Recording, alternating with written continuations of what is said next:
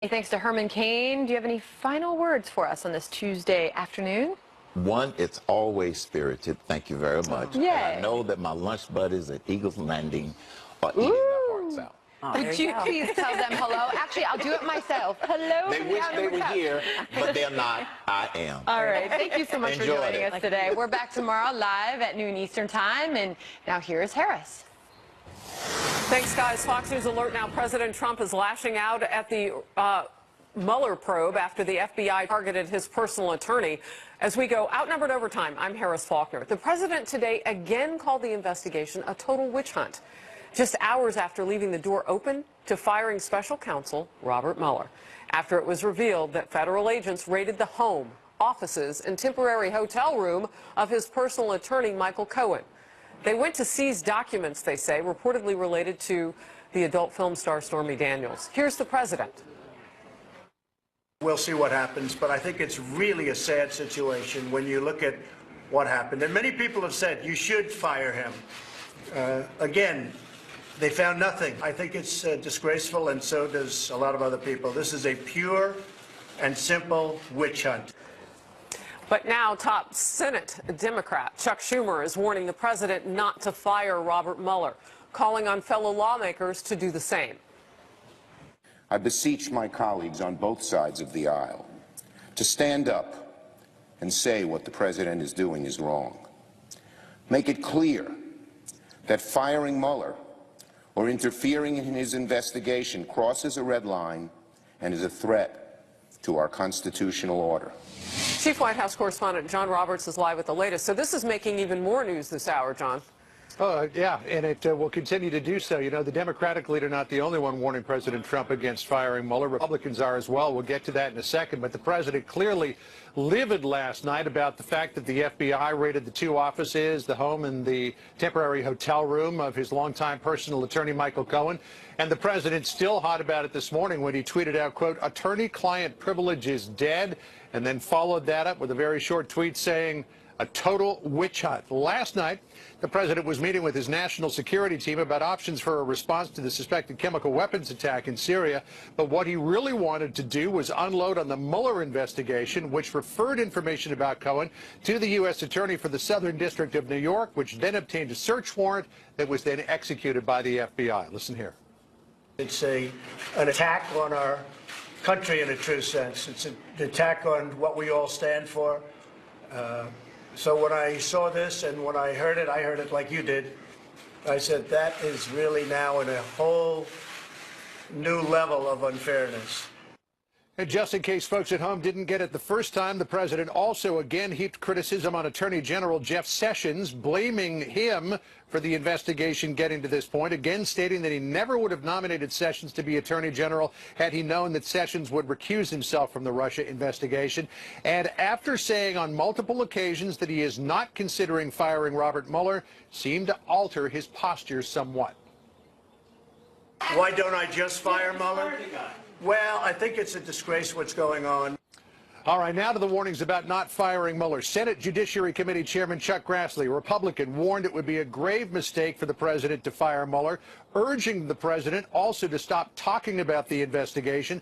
And then the Senate Minority Leader Chuck Schumer pointing out that the president appointed everyone involved except Mueller and said they all share the president's party affiliation.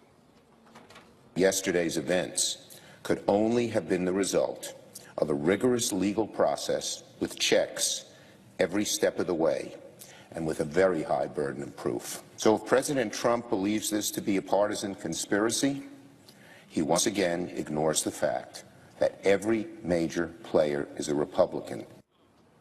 Legal sources close to President Trump say they do not think that he would take action to fire Robert Mueller. They do say, though, that he is very upset about Rod Rosenstein. Legal experts believe that this Cohen thing could be a potential trap for President Trump because, as his longtime personal attorney, he knows where all of the bodies are buried. And when the FBI went into his two offices, his apartment, which is under construction, and his hotel room, I'm told they took everything. And Harris, the immediate effect of all of this may be really to put the kibosh on any chance of the president sitting down with Robert Mueller. A source close to the White House telling me last night that it would be insanity after this and seeing the Mueller investigation, according to this person, spinning out of control to let the president get anywhere near Robert Mueller. Well, and it's interesting, too, John, to that point, Michael Cohen's own attorney has said we've been cooperative. Those are his words. My client's been cooperative. So when you see this tone and tenor, you know, taken in all of this, it's very aggressive. So then the White House has to say, well, do you want to sit down with someone who would put a weapon, a legal weapon in the hands of somebody else to go after you? Precisely Thank you. what the thinking is. You bet. Republican Congressman Matt Gaetz of the House Judiciary Committee is now with me to chew on some of this. So, Congressman, what's interesting about this from John Roberts' reporting, is, you know, this isn't about the firing now of Robert Mueller. There's some other people on that list, and you have some definite feelings about what should happen to Jeff Sessions and Rod Rosenstein. Absolutely. I agree with the assessment that President Trump should not fire Robert Mueller. It's a totally separate question whether he should fire Jeff Sessions and Rod Rosenstein. And I understand the president's frustration with the hypocrisy playing out at the Department of Justice. Just think about this, Harris. Rod Rosenstein believes he can oversee an investigation into obstruction of justice regarding the firing of James Comey, when it was Rod Rosenstein who wrote the memo recommending the firing of James Comey. At the same time, you have them appointing a special counsel to look into the president while they're appointing their own staff members in their own department to investigate their own conduct. So it's that hypocrisy that I think has the president at this level of frustration. And frankly, it would be warranted if we made changes at the very top of the Department of Justice. Sessions, the Attorney General, the Deputy Attorney General, Rod Rosenstein. Don't I remember a picture of the two of them at dinner at some point? You know, what does all of this mean when you look at how they've handled this and what the president might do going forward? Well, it is very clear to me that Rod Rosenstein is in charge and that Jeff Sessions is doing what he says. When we've asked the Attorney General to define the scope of his recusal, he gives conflicting answers. And so it's this moving target where Rosenstein's always able to seize control. And remember, this is the same Rod Rosenstein who signed a FISA renewal even though they knew that the author of the dossier that was the underlying basis to spy on Carter Page was coming from someone that was not credible, who had leaked information to the media. So when you've got the very person whose conduct is in question also overseeing the investigation, it is a conflict of interest, and it's one that is really riling President Trump right now. Yeah, not just, well, when you say conflict of interest, though, if they signed off on something and they know the FISA court, which is secret to the rest of us, might not have had all the information it needed, or maybe there was something untoward about that whole thing. I mean, that brings in legality, doesn't it? It does, and it begs this question, Harris. Do we really believe that Mr. Huber, who works at the Department of Justice and who answers to Rod Rosenstein, can reasonably investigate his own boss? So this is a binary question for Jeff Sessions. Either there is a second special counsel to look into these matters, or he's not doing his job, and the president would be obligated to fire him because we wouldn't have an attorney general leading the Department of Justice, and that's what our constitutional republic requires for maintenance of law and order and the rule of law. You know, I know how passionate you are about this and other topics having to do with it. You have laid out a case, though, that's not political. So now I want, yeah, I mean, that's just plain speaking. Now I want to go down that political road. You know, what does the president risk if he starts firing people in the middle of this investigation? Well, I think that there is a sufficient basis to fire Rosenstein in particular, and likely the Attorney General for not doing his job. Your question about the political response is one that I think, you know, we need to ask. And frankly, it would be really helpful if more members of Congress would help people like Lee Zeldin and Jim Jordan and others, Mark Meadows, who are making the case that the inmates are running the asylum over at the Department of Justice. And so as Republicans in Congress with oversight responsibility over the Department of Justice, we need to step up our game a little bit too, Harris. What would you like to see your fellow committee members do in terms of stepping up your game? What would that look like?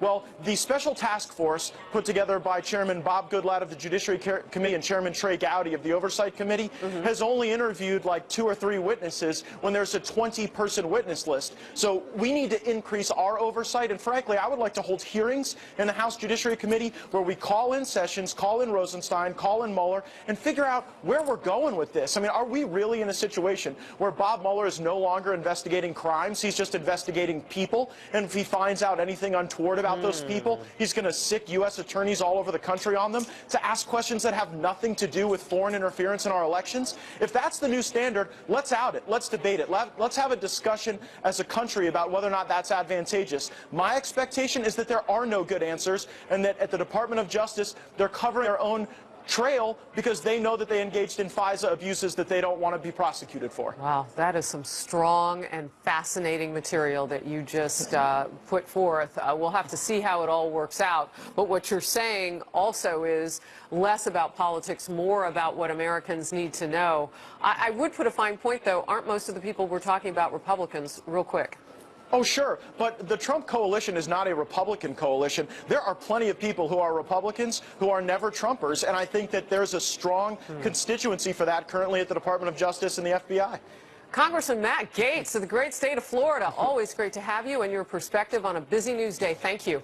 Thank you, Harris. Now let's get some more on the legal aspects of all of this. Let's bring in John Whitbeck, attorney and chairman of the Virginia Republican Party. Great to see you here, John. So no doubt you were listening, if not watching, Congressman Gaetz. This is fascinating. So if the president were to move and fire Rod Rosenstein, Deputy Attorney General, and Attorney General Jeff Sessions, you say that there are some steps, 6 of them, that you have to go through. School us. Well, there are 6 steps that you have to go through to get a actual subpoena, or excuse me, to get these records between Michael Cohen and Donald Trump. And one of the most important steps is sort of the siphoning off into what's often known as a clean team with the FBI to handle the attorney-client privileged information to make sure that investigators don't get their hands on it. So imagine this: the FBI, which is the one that's investigating along with the special counsel, is the one that we're going to trust to hold on to this information. It's the attorney-client privilege is under attack here, and this is amazing stuff. Why is the attorney-client privilege under attack?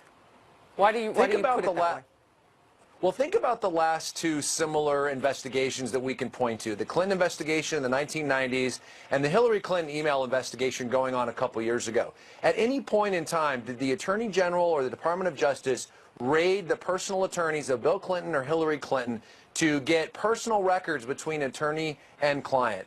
This president is not above the law, but he's not below the law. And everybody who has a client who's an attorney, and every client should be very concerned about the precedent that we're setting here, where these types of attorney-client privilege communications can be just discovered with a warrant that's issued by a magistrate judge. I would imagine by the end of the day, a lot of people are going to be quoting you, John Whitbeck. This president is not above the law, but he's not below the law. What would you do on the president's behalf to block this, or can you? Well, I'm glad you asked that, because I think once the president's attorney-client communications were called into question here as part of this investigation and taken by warrant with this seizure, the president, I believe, has standing now to file motions to intervene in the situation that's going on with his personal attorney as the client. The holder of the privilege in the attorney-client privilege situation is the client, and the president very well could take legal action in order to try to stop the possession of attorney-client communications if he can show that they're unrelated to the investigation, or that somehow there's no crime fraud exception that would warrant even touching these communications. When you see Robert Mueller reach out to other U.S. attorneys, does it mean that that's grounds that he doesn't have the scope to be able to go after people in, or is he doing that just to utilize extra people? Well, you know, that's a great question, too, because, you know, what we're looking at here is where Rod Rosenstein basically decides what's within the scope. And the original mandate of this, and I've said this many times, the original mandate was Russia collusion. And here we are now talking about something unrelated to Russia collusion, and there's no check on it. So I think Mueller is sort of tacitly admitting that this is outside the scope, which is why he went to an outside U.S. attorney in New York to do this. But it just shows, again, how this has gone way overboard. And one of the things that Attorney General Jeff Sessions should do, even though he's recused himself, is he certainly could make it clear that the mandate of this investigation was originally Russia collusion, and we need to get back to that. Should the president fire him if he doesn't do that? You know, the president's going to have to make the decision whether he should fire Jeff Sessions. He's very popular. Just to talk politics for a second, Jeff Sessions is very popular in the conservative movement. You know, he was an early supporter of President Trump. President Trump values loyalty, which is why Sessions, you know, the Attorney General is not supposed to be, a political hack. It's supposed to be an independent person who, oversees the law and not necessarily politics. But, Jeff Sessions can do something here. This recusal was because of Russia collusion, because of one meeting that he had during the campaign season. Now that we've gone beyond that scope, I think it's entirely appropriate for Jeff Sessions to say, hold on, my recusal was related to Russia collusion. This is unrelated to Russia collusion. I'm going to protect the attorney-client privilege and get involved here. A lot of information to scoop up, and it's only 14 or so minutes into the newscast. Thank you, John Whitbeck. We appreciate that. A lot of legal advice. Thank you very much. Too. We're awaiting a UN Security Council vote on a resolution condemning the use of chemical weapons following a deadly attack in Syria. President Trump is weighing his response to the deadly incident. Within hours, we expect to hear from him. Could be any moment. A U.S. Army Special Forces veteran will talk with us about the situation. And there he is, Facebook's Mark Zuckerberg, gearing up for his first day of testimony before Congress amid growing backlash over a massive privacy scandal. What can we expect to hear from the Facebook founder? And whether Congress should take any action? Next. Let's make sure that users' privacy are protected. Let's make sure that Facebook is doing what they promised they would do. Let's make sure there's room for competition against Facebook. But I don't think what we want as an outcome of this hearing is regulation of the Internet. Fox News Alert, all eyes on Capitol Hill. Facebook founder and CEO Mark Zuckerberg is gearing up to testify before joint Senate committees this afternoon. The media mogul has come under intense scrutiny, as you know, amid privacy concerns following a data mining scandal and Facebook's response to Russian attempts to use the platform to influence the 2016 election. Senators John Kennedy and Chris Coons will both be in that hearing this afternoon. Watch. I worry that Facebook really doesn't know and can't know everybody who is advertising on its platform. Facebook has been slow to take needed steps to make changes to its platform. The Senate and the Congress is going to need to have a series of hearings and to act to strengthen privacy. Mike Emanuel live on Capitol Hill for us with the latest. Mike? Harris, good afternoon to you. This hearing will be quite unusual with more than 40 senators gathered between the two committees and Mark Zuckerberg answering questions from lawmakers for the very first time. Mark Zuckerberg will be greeted by 100 or so cardboard cutouts of his face on the Capitol lawn. The pictures show him wearing a T-shirt saying "Fix Facebook," and that is the focus of some lawmakers from both parties, including the chairman of the Senate Judiciary Committee. This brings up what can we do either through legislation, regulation, or better yet, if the companies will do it themselves to make sure that people know about the restrictions that they have on privacy, and are they going, once they have good rules, are they going to abide by those rules? Because quite frankly, they presumed they had those rules, but they didn't enforce them. Zuckerberg has been on a bit of an apology tour ahead of 2 days of congressional hearings. He has saved his talking for behind closed doors with key lawmakers. The stakes are incredibly high for him, head of a multi-billion-dollar media company, and Zuckerberg will be warned that either Facebook needs to fix some of these high-profile issues or Congress will. Some are suggesting massive changes to the social media platform are on the horizon. Consumers now have to be specifically informed and their consent definitely and clearly given.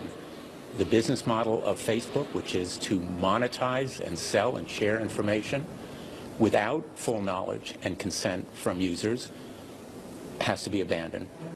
With so many lawmakers seeking to ask questions today of Zuckerberg, senators will need to get to the point in a hurry.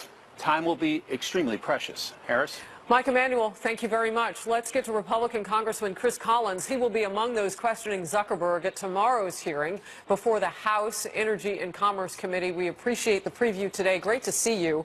Yeah, it's good to be with you, Harris. Congressman, what are you watching for today? Well, I know we're going to hear the apologies, but I think we would all agree it's actions that matter, not words. This is nothing new, and I think Facebook made a big mistake in turning a blind eye to these issues the last 4 or 5 years, certainly as the number of people on their platform have exploded, because they have exploited this financially. Very disturbing comments came out of Facebook a couple of days ago suggesting that an opt-out feature on privacy might be something they would charge customers for. I can assure you Congress would never sit by, whether it's regulations or legislation, and allow a company like Facebook to charge customers to protect their own data and to the privacy issue. So it's going to be tough questions. We've already been told on the House Energy and Commerce Committee we will be limited to 1 minute. So we're going to ask 1 or 2 questions each. There's about 50 of us that serve on the Energy and Commerce Committee. And I will tell you this, Facebook has united Democrats and Republicans, which is very hard to do, especially in a midterm election year, to unite Republicans and Democrats in sharing the same concern about privacy. And I think what we're going to look for, we don't want massive regulations at all, but if push comes to shove, that's what we're there for. The Federal Trade Commission has oversight. And there's a lot that can be done. Certainly the threat of fines if this bad behavior were to continue. But I think the very specific questions on what they're going to do going forward and how they're going to hold themselves accountable. Right. You've given us some things to chew on there, so I want to step back to something you said. Facebook has exploited this financially. How? Well, just the very fact that their revenue model, they don't charge users to be on the platform. So they have to get their money from advertisers. And those advertisers, in the case of Cambridge Analytical, definitely took advantage of kind of convincing people to participate, in this case, in a quiz, and in doing so, profiling themselves. And certainly the Facebook users doing this had no clue that their data was being gobbled up and would subsequently be used to target them for political ads and the like. But the revenue model that Facebook has is to not charge their users, but to charge their advertisers, which in this case also included Cambridge Analytical. But you have to put limits on these advertisers, which was something that wasn't done, where these advertisers are then gobbling up this private data totally unknown to the users. So there's a transparency that we've got to see. And I think one thing would be an easy opt-out, that somebody could say, I'll share this information or that information. If you want to share it with a store to give me a recommendation on buying a particular product, but I don't want it shared for political purposes or things of that sort. I think that's where we're going to be headed, I believe, in the hearing. Well, that is a little bit of regulation, because then somebody's going to have to be tasked with keeping up with that. Well, we would ask them to do it voluntarily, with the stick being the Federal Trade Commission or the Energy and Commerce Committee coming in with legislation. But I think right now we would ask for this to be voluntary, but the stick being through oversight hearings and other hearings to make sure it's being done. And if they kick back on it and suggest, well, that's something we would charge a customer for, well, that's never going to float with us. I could talk to you all day. You said that very little brings Republicans and Democrats together on Capitol Hill, and Mark Zuckerberg and his company have managed to do that. They have done that. Real quickly, your first question, and I know the questions may change because somebody may ask yours before, but what would you like to ask him? In particular, I want to have assurance that Facebook will never charge a customer for privacy, which is what was suggested a couple days ago. I want him to state on the record that Facebook will never charge a customer for privacy. Wow. Congressman Chris Collins of New York, great to see you. Hopefully we'll get a chance to debrief you after this whole thing. Thank you. Will do. Thanks. Facebook CEO Mark Zuckerberg, we've been talking about it, is beginning 2 days of testimony today on Capitol Hill, whether he can convince lawmakers he's got privacy concerns under control, and we are awaiting that to begin and awaiting a UN Security Council vote on a resolution to condemn the use of chemical weapons in an attack on citizens in Syria. President Trump could announce his decision on what we will do in response at any moment. Stay close. We are awaiting a United Nations Security Council vote today on a resolution which would condemn the use of chemical weapons after the attack on citizens in Syria. It would also establish a new body to determine responsibility for such events. This as President Trump has just canceled a trip to South America to oversee the U.S. response to the attack in Syria. He said he could make a decision about how to respond at any moment. Watch. It will be met, and it will be met forcefully. We're going to make a decision tonight or very shortly thereafter, and you'll be hearing the decision. But we can't let atrocities like we all witnessed, and you can see that, and it's horrible. We can't let that happen. Eric Shawn is live at the United Nations. And Eric, before you get started, we know the president a short time ago had a phone call with Prime Minister of Great Britain, Theresa May, of the UK, to talk about Syria. Absolutely. You know, Harris, it seems that all the ducks are being put in a row, internationally speaking, by the president as we await his decision on what the reaction by the U.S. and our allies will be to this horrific chemical attack, the suspected attack that occurred in Duma. Meanwhile, about 90 minutes or so from now, we do expect that vote to occur at the United Nations Security Council on the draft U.S. resolution condemning that, and as is true to form, Russia is expected to veto that yet again. The draft resolution, most importantly, calls for an independent investigation of this suspected chemical attack, and not only condemns it, but in very harsh language, talks about the fact that chemical weapons have been outlawed and banned for decades, and their use is just horrific. U.S. Ambassador to the United Nations Nikki Haley, in fact, has gone so far to not only pin the blame for the alleged attack on Assad, but also, she said, directly on Russia. The Russian regime, whose hands are all covered in the blood of Syrian children, cannot be ashamed by pictures of its victims. Russia could stop this senseless slaughter if it wanted. But it stands with the Assad regime and supports without any hesitation. Russia has denied any involvement in this. In fact, Vasily Nebenzia, the ambassador of Moscow, he has claimed that this alleged attack is a, quote, fabrication. We're also hearing that the Russians are planning to float a second resolution of their own later on this afternoon, one that does call for an investigation, but that would be handled under the auspices of the Syrian government. That's certainly a non-starter. He's gone so far to claim that the United States and our allies are behind this attack. American instructors trained a number of groups of fighters to stage provocations with chemical weapons used to create a pretext for a strike.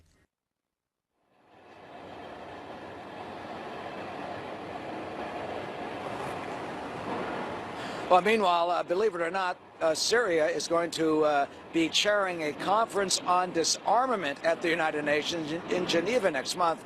The group UN Watch is calling on the 64 nations who are part of that group to ban that and actually to walk out in protest, in that the government of Bashar al-Assad would be chairing an organization that deals with chemical weapons. Harris, back to you. Really? You have to ask people to have a problem with that? Eric Shawn, thank you very much.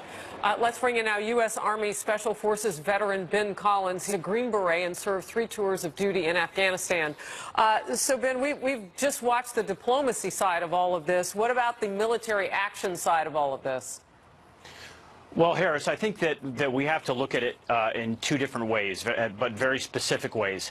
You know, one, the fact is that any use of chemical weapons signed by 192 states states that no use of chemical weapons will be tolerated. So an investigation is required to determine what exactly was used, whether or not it was chlorine, whether or not it was sarin, or some combination of both.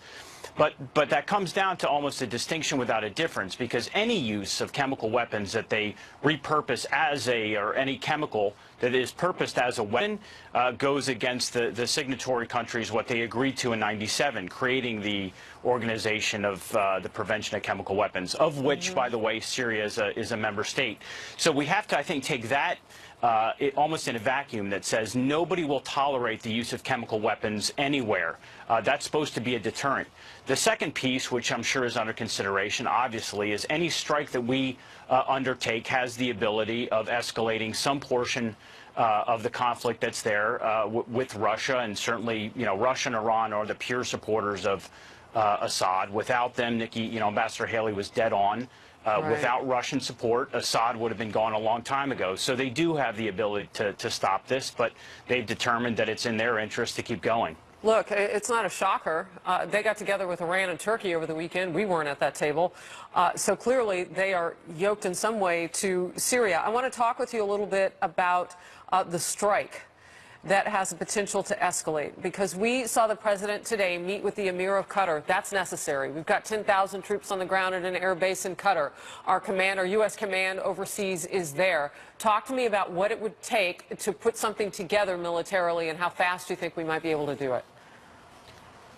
Well, Harris, if you remember, I mean, it took a couple of days after about a year ago, after the chemical attack when we struck back at Assad, when President Trump made that decision. And it takes a couple of days of actually looking at the intelligence, looking at the imagery that we have, looking at different surveillance, because it's very key that we have the ability to attribute, to say, you know, look, we were able to look at, you know, satellite feeds or whatever and determine that aircraft took off at this location, it was over this location at this time. And minutes after the attack took place. In terms of the speed of the response, we already have a lot of forward presence naval ships that have the ability to launch Tomahawks. So in terms of the timing of it, we could do it, you know, immediately. And I think right now the president advisors are looking at the range of options, everything from, you know, a very pinpointed strike against some of the air assets that Assad has, potentially, to something much bigger, you know, in terms of decimating Assad's air force. But you know, the reality is anything that takes place has to, in my opinion, be tied into what is it that we are going to try to accomplish in Syria, or what is our strategy over the next, you know, 6 months, specifically what's taking place east of the Euphrates. And look, you know, the reality is, you know, the SDF forces that we have backed have taken from ISIS a lot of the areas that have oil fields and infrastructure that Assad wants. And Putin wants Assad to have, because that's how he's going to pay him back. All right. Ben Collins, U.S. Army Special Forces veteran, getting that military perspective from you. So grateful. Thank you. Well, we are just minutes away from Facebook CEO Mark Zuckerberg's congressional testimony. Amid growing questions about the privacy of millions of users, this is a live look now inside the venue, Capitol Hill. And what former Attorney General Loretta Lynch is now saying about her infamous tarmac meeting with former President Bill Clinton just days before the FBI cleared his wife Hillary Clinton in the email server investigation. Reaction from former Congressman Jason Chaffetz. Oversight. We'll talk.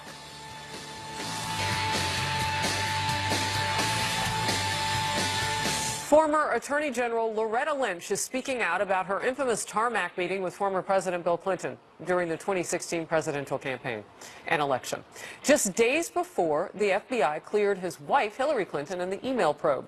Lynch told NBC News the meeting was purely social.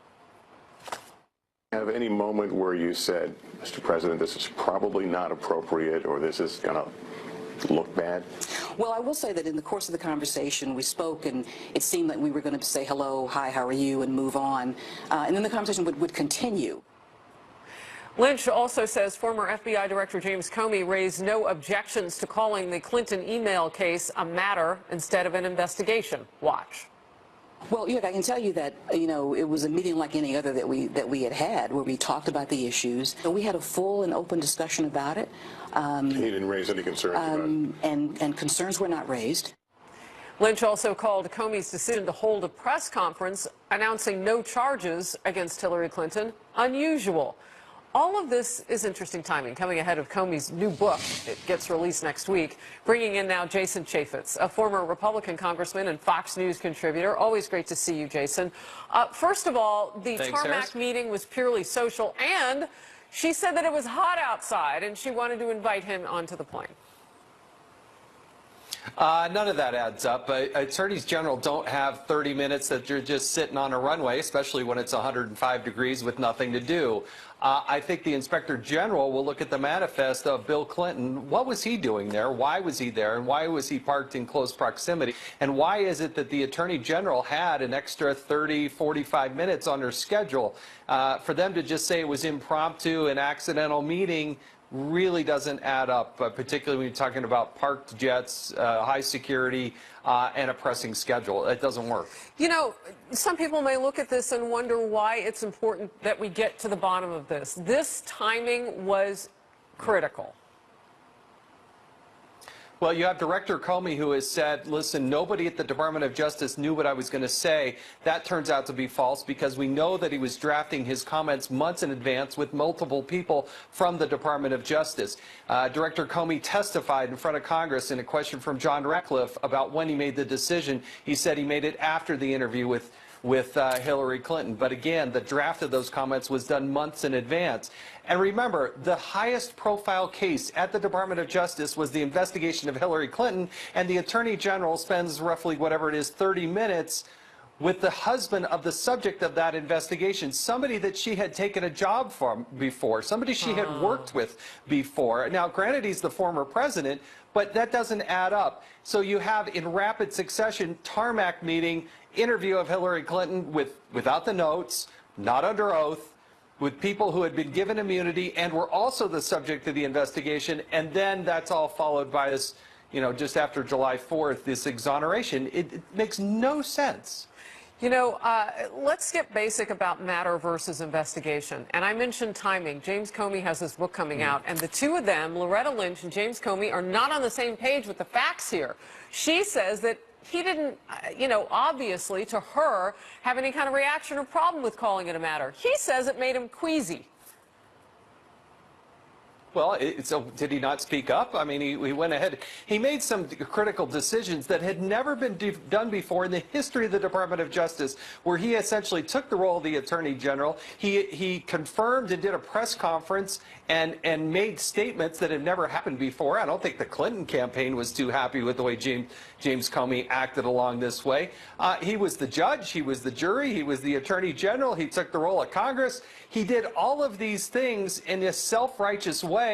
I don't think it's going to be flushed out in the book, but I do think it will be flushed out in the Inspector General report, which will come out about 2 weeks after the book.